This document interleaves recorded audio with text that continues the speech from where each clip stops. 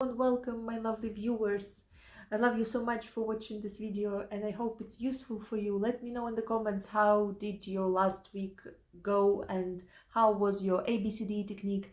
And today we're gonna improve our basic cognitive skills with our last step, and we're gonna talk about cognitive distortions. It will be very interesting, so make sure to watch until the end.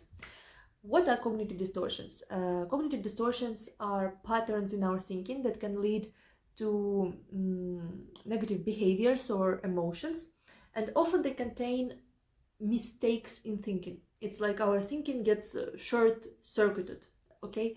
But before we dive into a whole cognitive distortion topic, let's first discuss what we learned in the previous videos. First of all, the same event can be interpreted in very different ways. The way in which we interpret the event can influence how we feel about this event and how we act as consequence.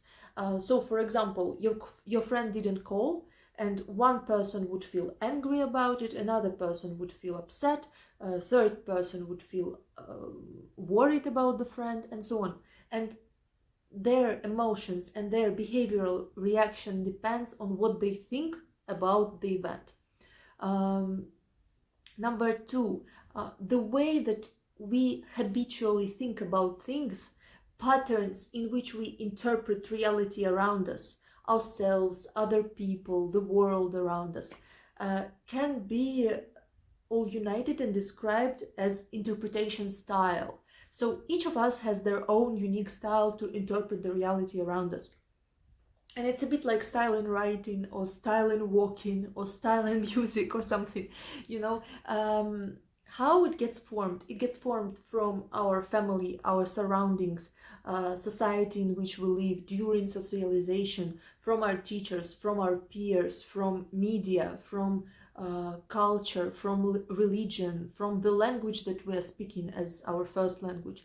So all these influences help form our interpretation style. Secondly, it gets formed because of under influence of some major life events. Like, for example, a child who lost a parent, they gonna have consequences of this event on their interpretation style. Like, for example, being more negative, having less hope about life, and so on. Our interpretation style, however, can be changed.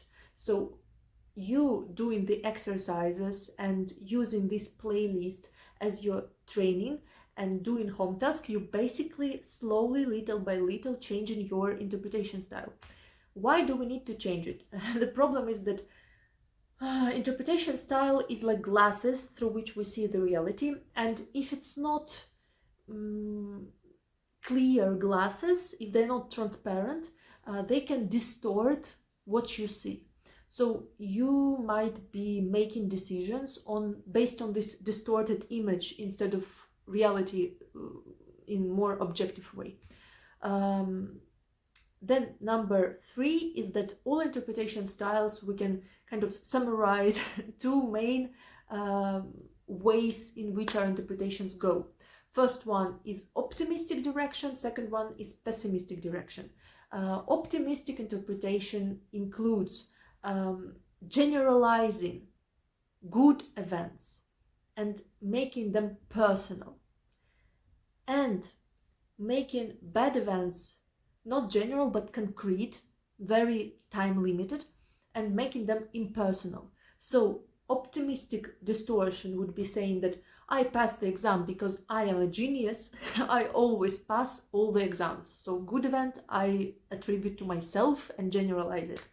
And bad event, I would say, like, I did not pass the exam because I didn't sleep enough that day and I wasn't lucky this day. Okay, so very concrete, only this day, and not personal. So it's not my problem, it's just luck, let's say. And pessimistic way will be completely the opposite. Pessimistic way to interpret things will be generalizing all the bad things, like saying that I did not pass the exam because I am very stupid, and I always am stupid and I always will be stupid, let's say, and making and kind of dismissing all the positive events, like, oh, I did pass the exam, but this was because I was lucky today. Actually, I'm very stupid and I don't pass exams normally. Okay, but in addition to these two distortions, optimistic, pessimistic one, there are many other cognitive distortions. But before we start, optimistic and pessimistic distortions are both good, just depends what situation you're using them. For example, if you want to invest all of your savings, maybe better use pessimistic distortion, okay? But in most events in our life, people tend to be overly pessimistic about things because I guess our brain developed like this in dangerous surrounding area where we might be killed by animals and starve and so on. So our brain is pretty much conservative and pessimistic in many ways. This is why in previous videos we discussed how to practice changing your interpretation into more optimistic ones. Okay, so today let's begin with our cognitive distortions. Remember we did this home task from the previous video, ABCDE technique. What you're gonna do now is, if you did it, open up your notes, and while I'm speaking and telling you about different cognitive distortions, try to analyze your notes and decide which thought in your notes relates to which distortion. Like, for example, you see this thought, like, I am stupid, and you think, aha, this is labeling. This is this distortion, okay? So let's begin. Distortion number one, all or nothing thinking, also known as black and white thinking.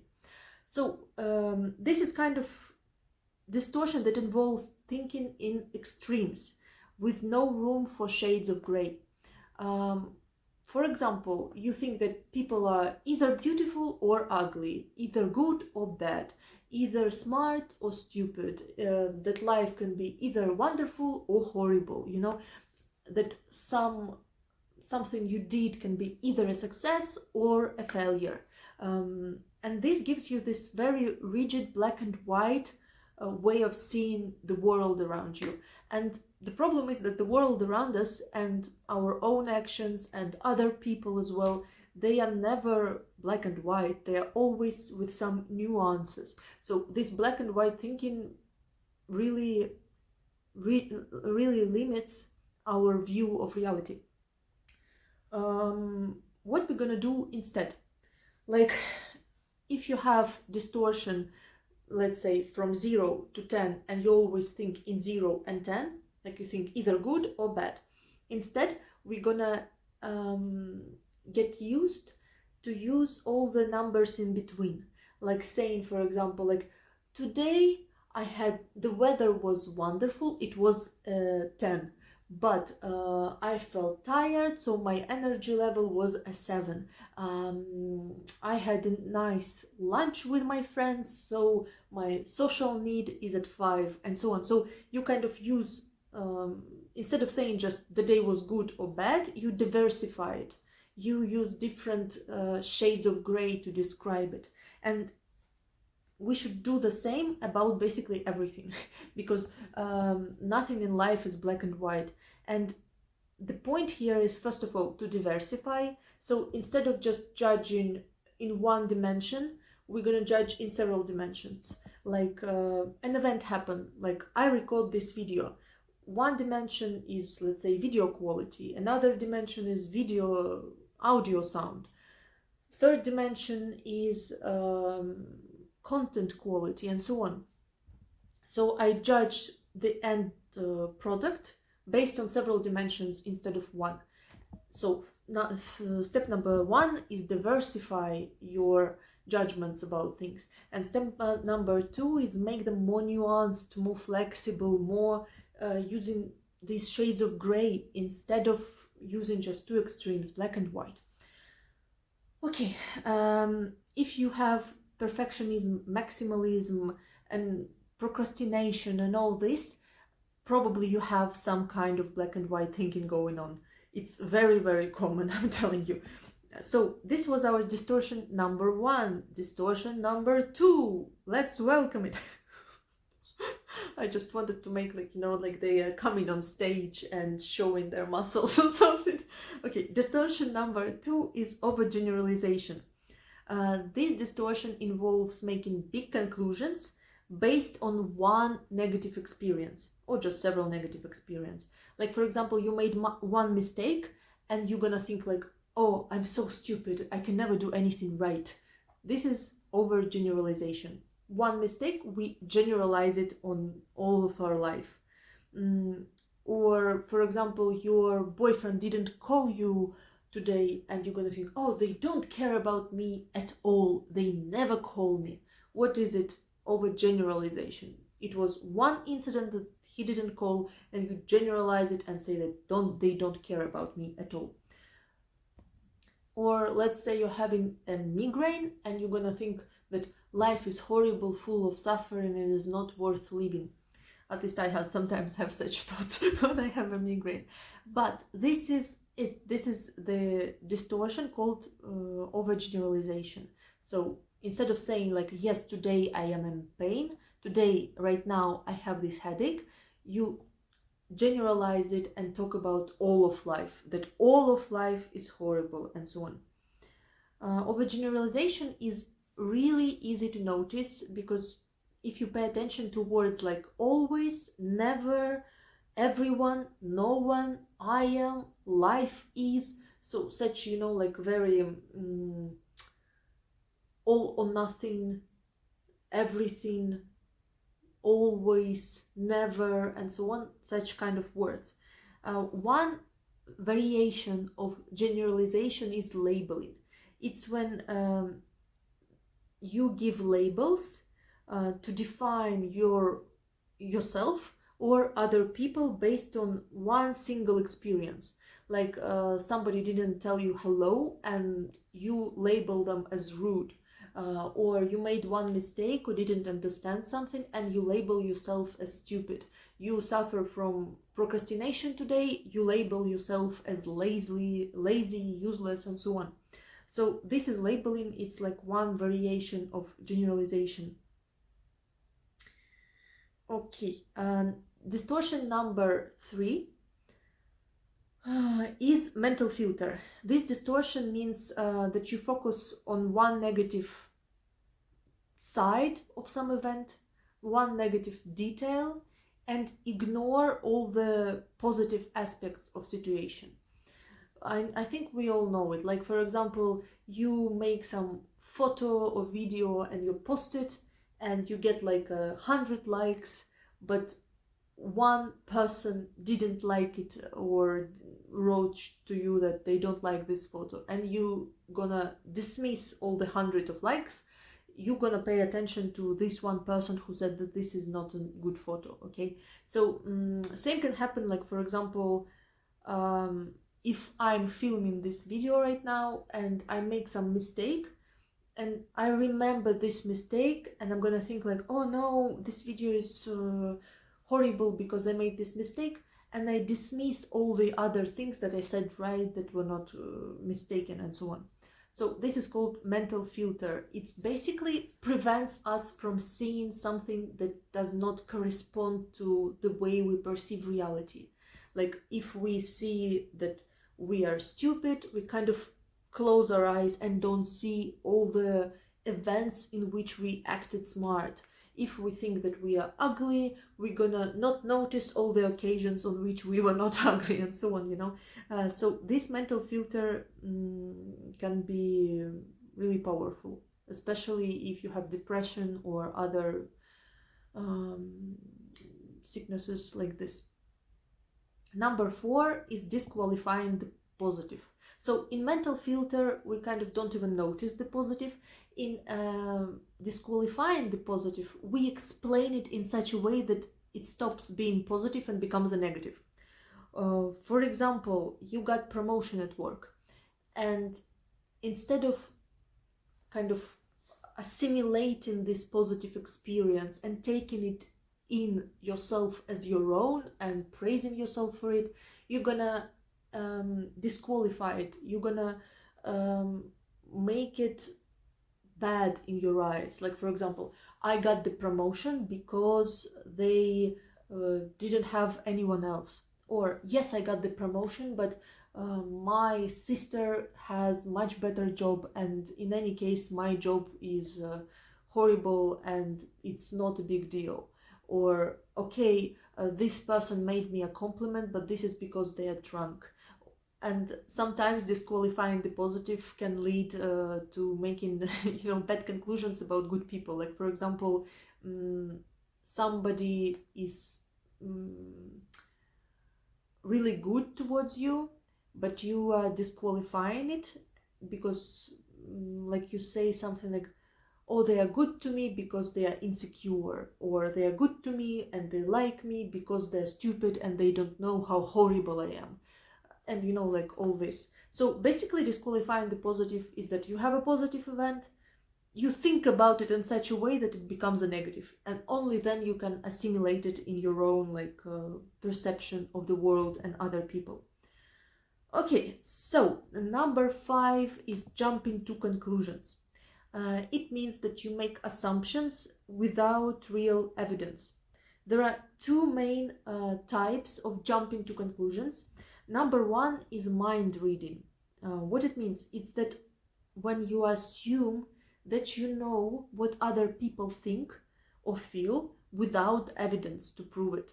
Like, for example, your boyfriend doesn't smile and you assume he doesn't love you from this, even if not smiling can have many other different reasons in addition to or instead of not loving you. So this is mind reading. Or the situation when you walk past some group of people and they are laughing and you feel anxious that what if they are laughing about me. This is mind reading. So we learn to recognize it. And jumping to conclusions number 2 is future telling. It is when we kind of predict negative outcomes without any actual evidence. Like, for example, you like someone, but you don't want to tell them that you like them because you predict they're gonna mock you for this. Even if there is no proof that they're gonna do it, you haven't tried it, you don't know if they're gonna do it or not, but you still predict the negative outcomes.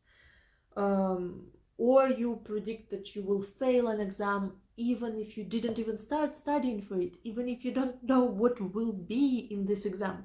So this is fortune telling, future telling. So it was distortion number 5, jumping to conclusions. When you don't have enough evidence, you have like 1-2 small facts, and based on those small anecdotal evidence, you jump to big conclusions about yourself, about other people, about the world around you, and so on. Distortion number 6 is magnification or minimization. This is like wearing glasses that selectively make some things bigger and some things smaller. And normally they kind of exaggerate bad aspects of a situation and minimize good aspects of a situation. For example, you magnify the importance of some small mistake at work, but minimize the value of all the good work that you did. It's kind of similar to disqualifying the positive and mental filter, so they can resemble each other. Number 7 is emotional reasoning. This is what we were talking about in our first 3 videos about basic cognitive skills. Why is it so important to separate facts, feelings, and thoughts? Emotional reasoning happens when you take your feelings to be accurate reflection of reality. Like, for example, assuming that if I feel anxious about some presentation or about this video, it must mean that it will go badly. Okay, so, or that I'm not prepared. In reality, our feelings do not always reflect reality. Sometimes you can be very well prepared for some presentation or exam and still feel very nervous. Sometimes you can be charming and lovely to another person on a date, but still feel like you're not good enough or something like that. Still feel like shame about something. So our feelings, they do not always reflect reality. They do not always reflect facts. They can reflect our thoughts. They can reflect our past experiences. They can just reflect if we had enough water and if we were drinking enough water, and if we were sleeping enough, and if we were eating enough. Like if you're hungry, you see things in much worse light than when you are full and happy. Okay, so this was emotional reasoning, assuming that your thoughts, assuming that your emotions reflect reality. Number 8 is should statements.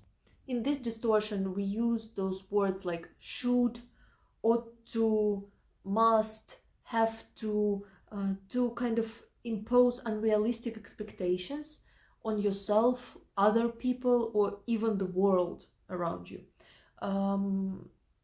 There was one psychologist, I don't remember his name, who said that behind any kind of psychological problem, you can almost always find some kind of should statement.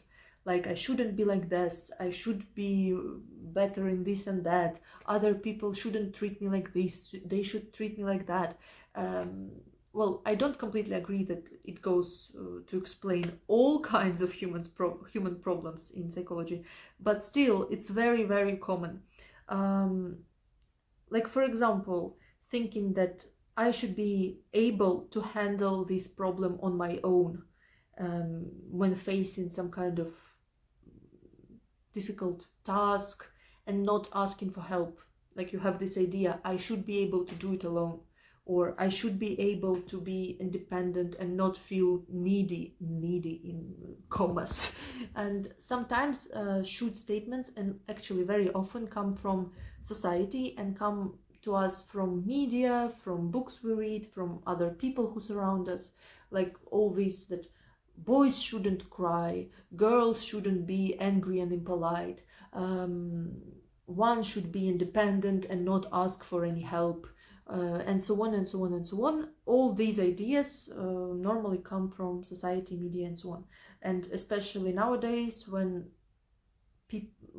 companies are trying to sell us all kinds of services and products, they first make us believe that we should something, and then they sell us the thing that we should own or thing we should do, and so on. And should statements can happen even about life. Like, for example, if you happen to get in a car accident, it will be much more difficult to accept it if you have this idea like, it shouldn't be happening to me, I'm different, it shouldn't be my life. Or if you get, let's say sick, and you have this idea like, no, other people get sick, it shouldn't be my case. And many of us, even like unconsciously, we kind of have these beliefs that other people get in tragic accidents, other people get divorced, other people lose their loved ones, and so on. And because of it, we have these requirements about life should be like this, life should be like that, and then we feel very bad when these shoulds don't realize. What other example? Or another example is cool, when life should always be fair. Like, this is like requirements that life should have fairness in this, or you should get what you deserve. And because of it comes this belief in fair world, that if somebody is better than me, they deserved it. If someone is suffering and homeless and poor or something, they also deserved it. This is also cognitive distortion. Or another variation is that life should always be happy and getting better. And people with this distortion, they might find it very difficult when they, for example, get older or get sick, and so on. So should statements of all kinds, should statements about ourselves, should statements about other people, and should statements about the world, and not accepting the world as it is and saying that this and this and this should be different. Number 9, personalization. This distortion means assuming control over something that you cannot control. Thinking that you are responsible for events that are outside of your control. For example, assuming that your boyfriend is in a bad mood because you did something wrong, or feeling responsible for someone else's problem without any real evidence. And this personalization becomes like a big problem in relationships. But well, I won't dive into this here because we have other distortions to talk yet. But I will have another playlist about communication skills. We're gonna talk about this later there. So personalization is assuming control and responsibility over things that you cannot control. And because of it, you can be trying to change yourself or trying to fix things while actually you cannot do it. You cannot do it. And this is why, for example, if my clients come to my consultations, first of all, what we do, we set a goal and we check this goal if it's ecological, if it's realistic. Like, for example, if somebody tells me that, oh, I want to lose weight, it cannot be a goal for therapy because we do not control our body through our mind, through psychology. There are many other factors who influence our weight, who influence our health, and so on. So we cannot take it as a goal in therapy because we cannot control it. We cannot control it 100% or even like significant amount of percent. Yes, of course, we can control our lifestyle, we can control our nutrition better, we can control our physical activity, but we cannot control how our body gonna look as a result. So yeah, personalization is also causing a lot of issues. I really encourage you to think about these distortions and how they express themselves in your own unique life, because the variations in which they may appear are like enormous. There is like enormous enormous amount of different ways in which they can manifest. So, and number 10 is fallacy of causation. This distortion is when you assume that one event must cause another without any evidence to support this idea. Okay, like for example, thinking that your headache is caused by some brain tumor rather than thinking about other explanations like stress or dehydration. So fallacy of causation is when you kind of create this cause-consequence connection between two events without significant proof for it. This can also happen, like for example, if you had a good, nice, happy life period when you were in a relationship and then you got sick and then you broke up, you can associate that I was feeling good because of the relationship, while in reality, for example, you were feeling good for other reasons. And instead of finding out the reasons and implementing them in your life, you're gonna go around and search for second relationship to feel better. Okay, this is like a small example, but again, examples can be many. So what we're gonna do with these now, I hope you have a list of these cognitive distortions. I will make description in the video so that you can I don't know, screenshot or write it down somewhere because it's really important. What we're gonna do, take your previous ABCDE technique and analyze each of your thoughts from this cognitive distortion view. Like, this thought is black and white thinking, this thought is future telling, this thought is personalization, let's say, and this thought is causation fallacy, and so on and so on. And after that, what you can do, you can rewrite this thought, taking away the distortion. Like, for example, you find the following thought. Let's make some examples. Like, I am lazy because I didn't do enough today. This is what? This is generalization and labeling. Instead, you rewrite it like this, that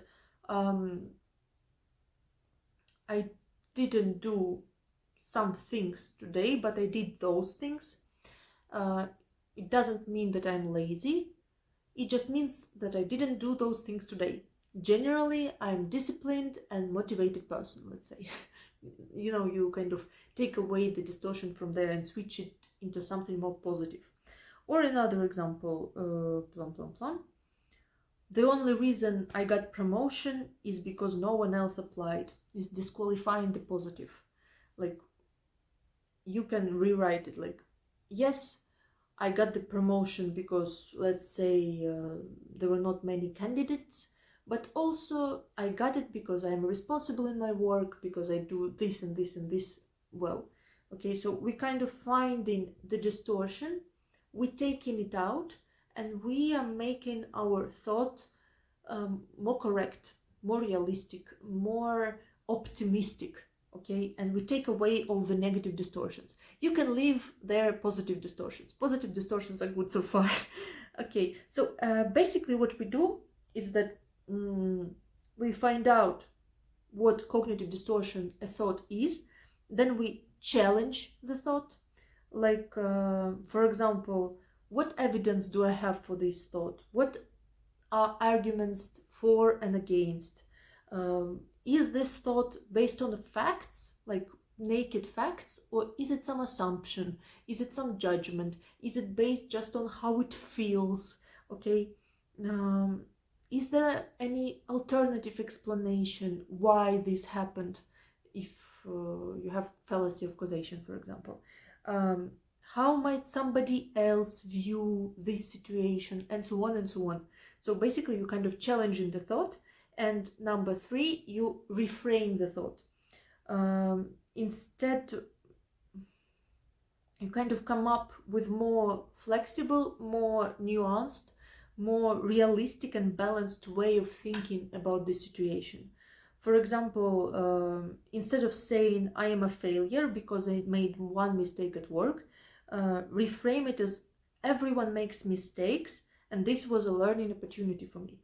Or instead of no one likes me, reframe as some people may not like me, but there are also other people who enjoy spending time with me. And what is very important is that you need to practice this reframing regularly.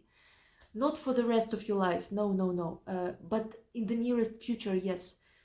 Why? Because our brain, basically, we have like those, like neuron connections, and they are kind of like a road.